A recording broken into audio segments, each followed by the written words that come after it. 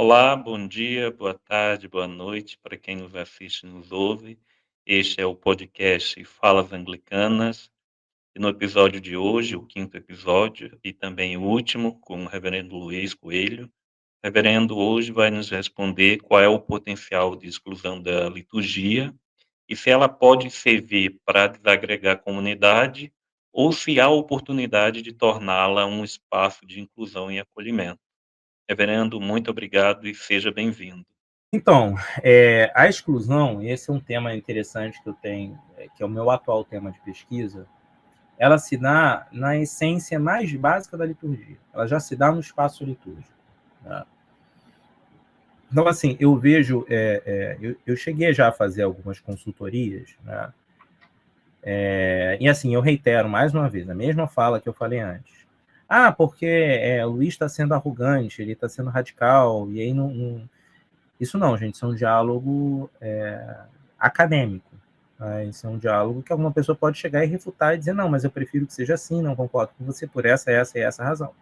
Mas, assim, de alguma forma eu tenho que ser um porta-voz que provoca as pessoas, mas não tenho nenhuma crítica individual a determinadas pessoas ou a determinados indivíduos.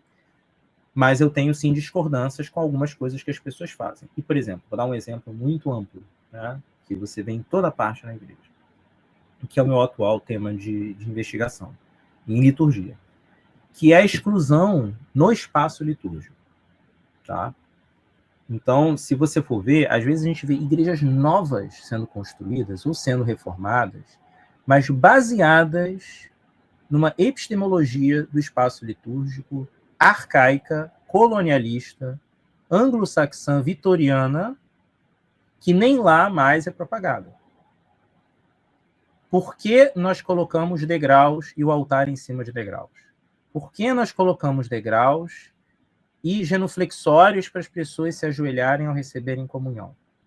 Se nós formos estudar o testemunho mais antigo da liturgia, né, das primeiras comunidades cristãs, e inclusive do primeiro milênio, ninguém se ajoelhava.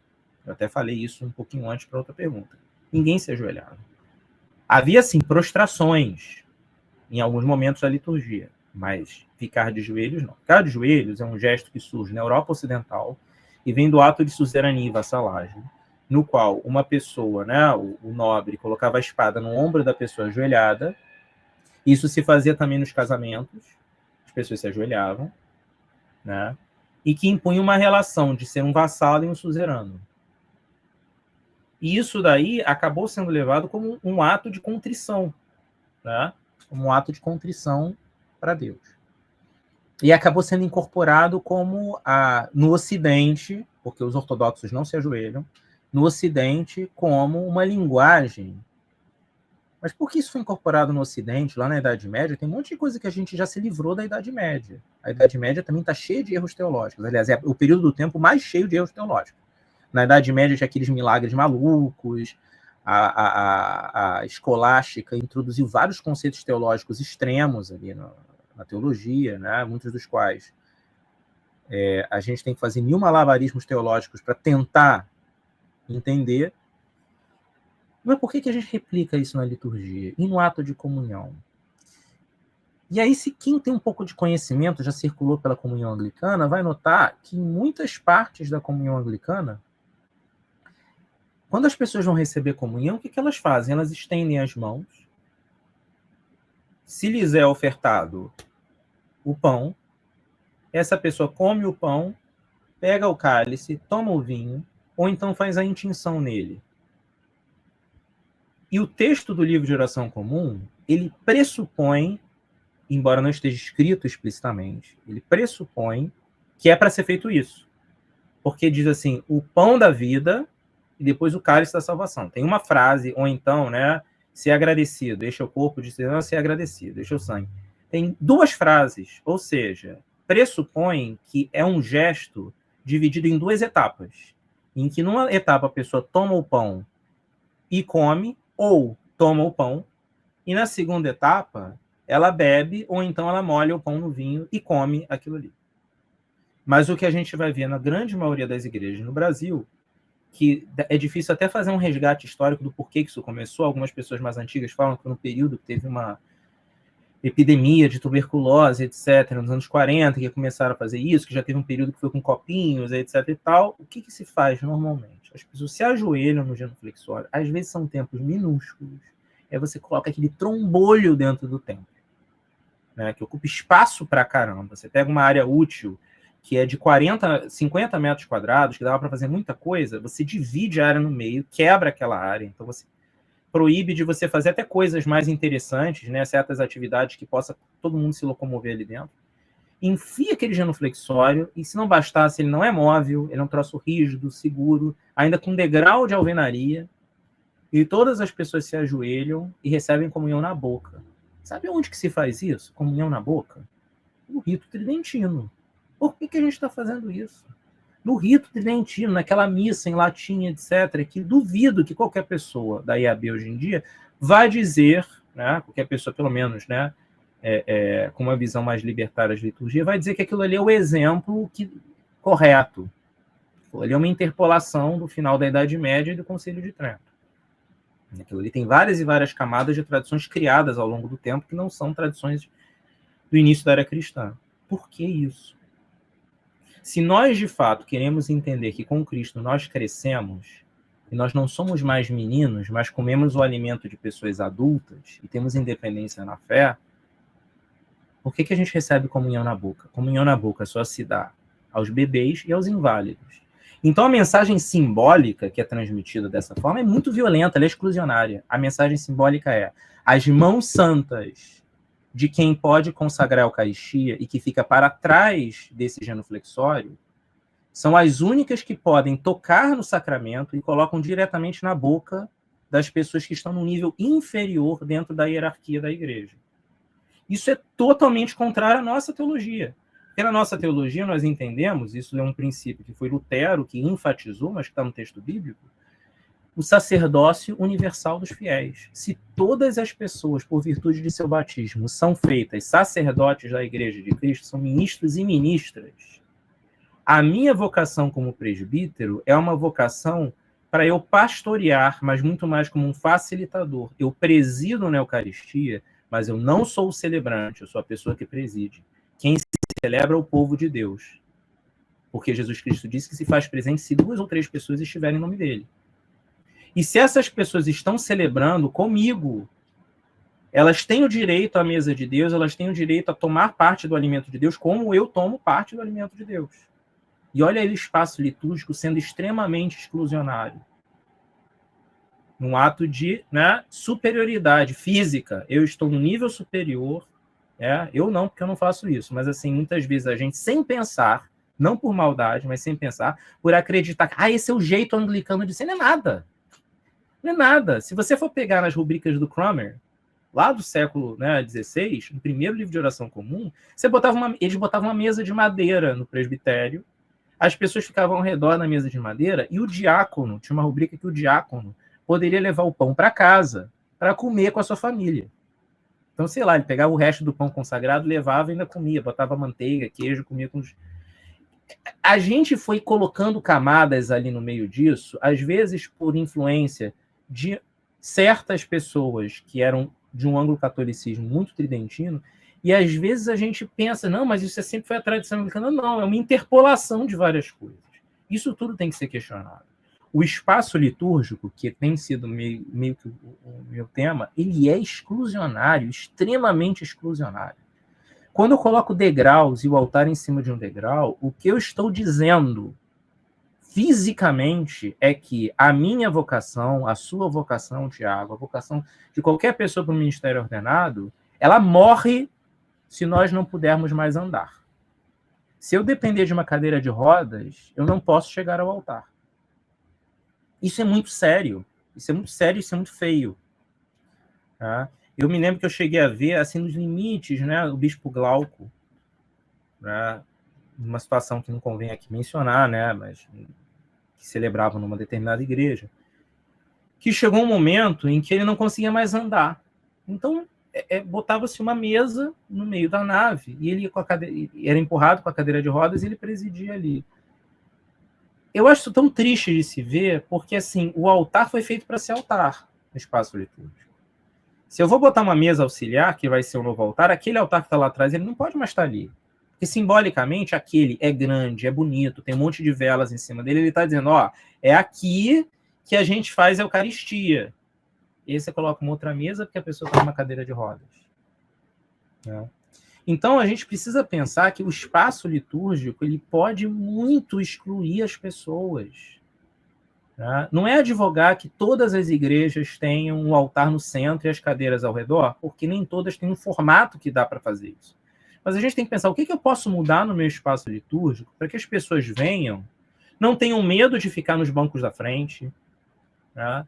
Que elas se sintam como se aquilo fosse a casa delas, que elas se sintam que aquela refeição compartilhada ou que aquelas orações compartilhadas são como se fosse uma grande família.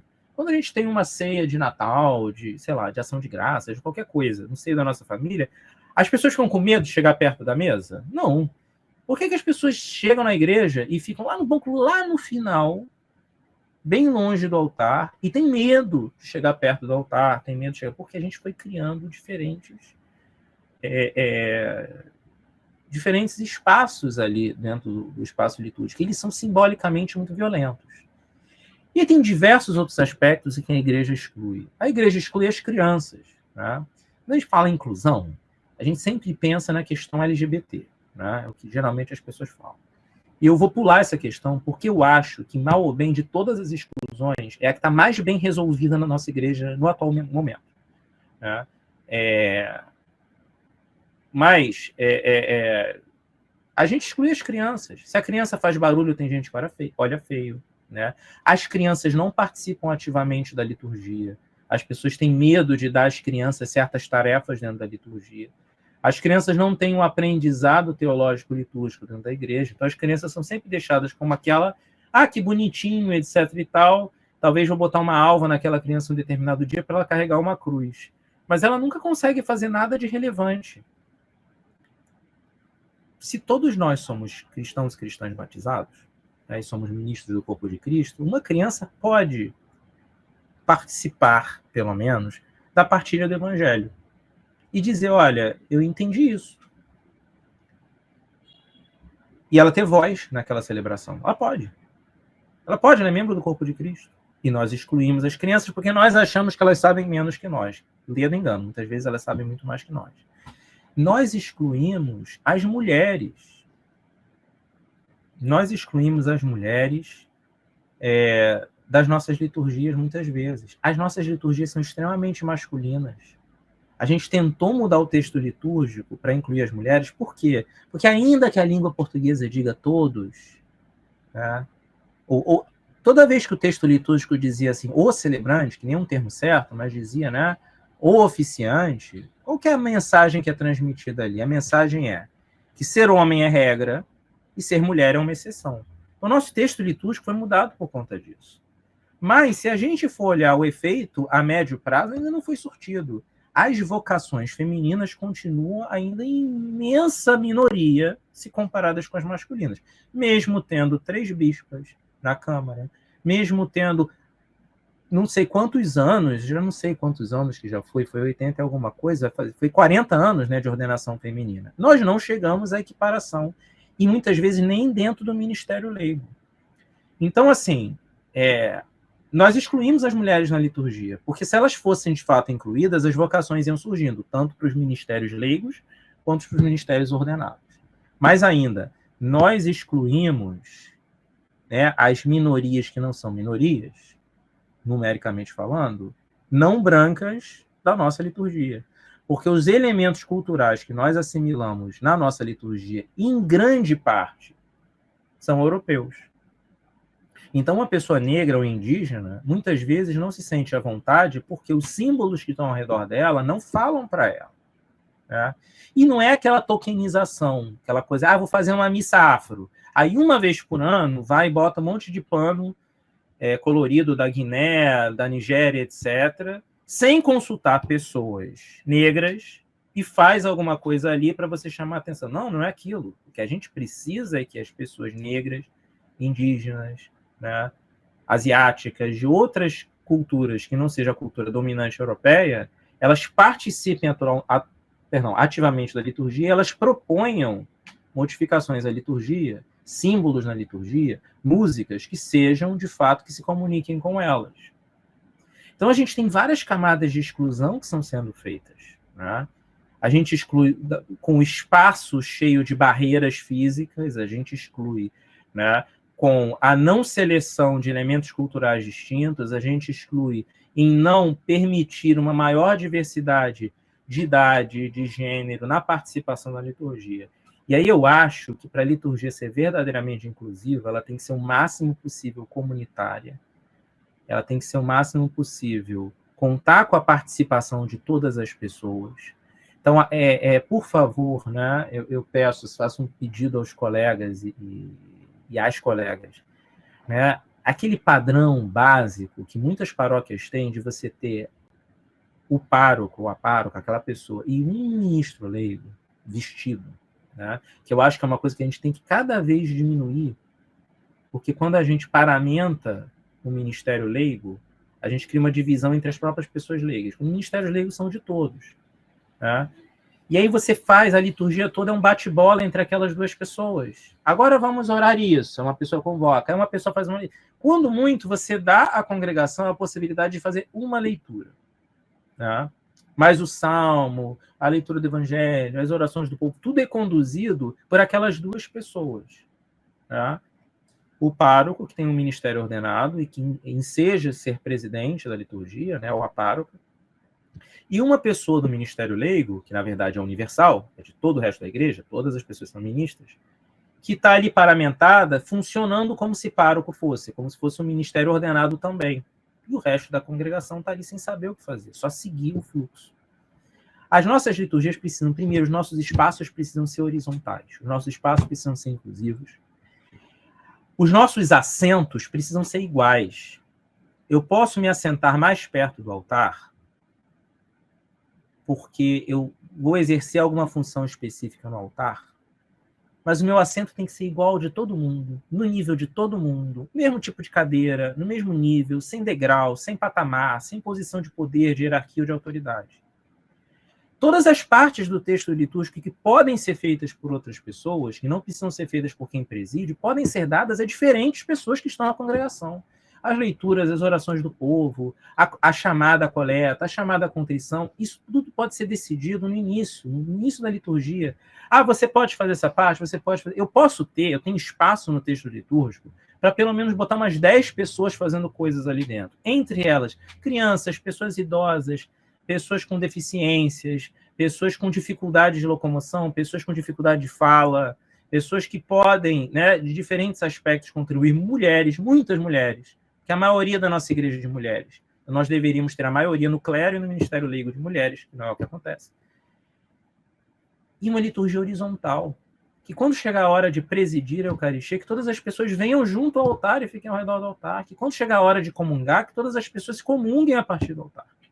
Todas as pessoas tenham a liberdade de elas mesmas se chegarem a Cristo e dizer, eu quero reafirmar o meu compromisso contigo. Essa liturgia, aí ela é uma liturgia que inclui, é uma liturgia em que todas as pessoas estão num igual nível de importância. É uma liturgia em que o clero está ali para cumprir uma função para o qual foi separada, que é fazer a condução. Mas a condução como Deus rege o universo, como um regente, como um condutor. Se a orquestra não funciona, não há som. O que muitas vezes está acontecendo é que a gente não virou uma orquestra, a gente virou uma bandinha de uma meia dúzia de pessoas. E o povo de Deus se tornou espectadores dessa bandinha. Quando o que, na verdade, a gente quer é que o povo de Deus toque a música conosco, porque todas as pessoas fazem parte do corpo de Cristo. Aí sim a liturgia consegue incluir.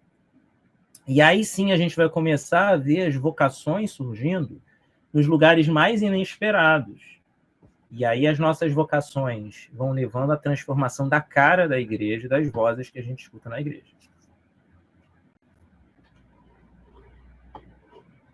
Eu agora vou encerrar e a gente continua conversando, tá, Luiz? Tá bom.